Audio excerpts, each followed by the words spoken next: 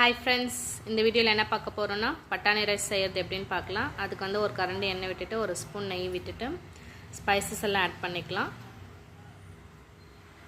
Next cut பண்ணி வச்சிருக்க வெங்காயம், பச்சை மிளகாய், கறிவேப்பிலை சேர்த்து வதக்கிக்கலாம்.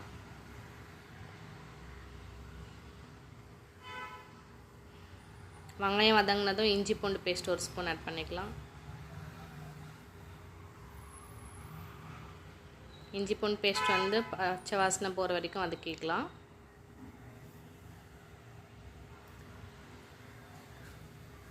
நெக்ஸ்ட் கட் பண்ணி வச்சுருக்க தக்காளி ஆட் பண்ணிக்கலாம். தக்காளி ஆட் பண்ணி வதக்கிக்கலாம். உப்பு சேர்த்து வதக்கிக்கலாம்.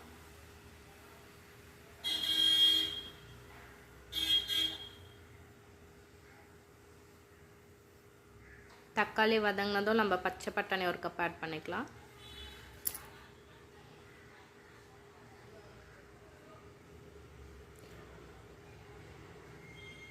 நல்லா மிக்ஸ் பண்ணிக்கலாம்.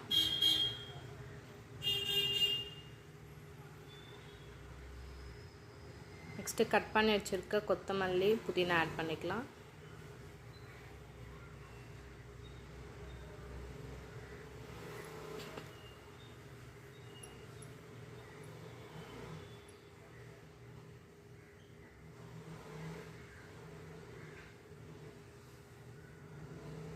நெக்ஸ்ட் மிளகாத்தூள் ஆட் பண்ணிக்கலாம்.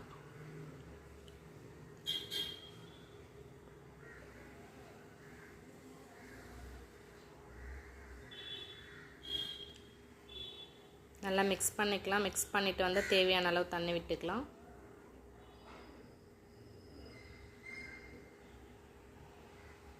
இப்போ ஊற வச்சிருக்க ரைஸ் வந்து ஆட் பண்ணிக்கலாம்.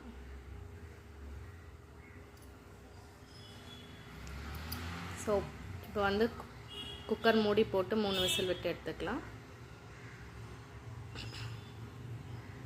சரி, பட்டாணி ரைஸ் ரெடி ஆயிடுச்சு. பாருங்கள் எவ்வளோ நல்லா உதிரி உதிரியாக வந்திருக்கு.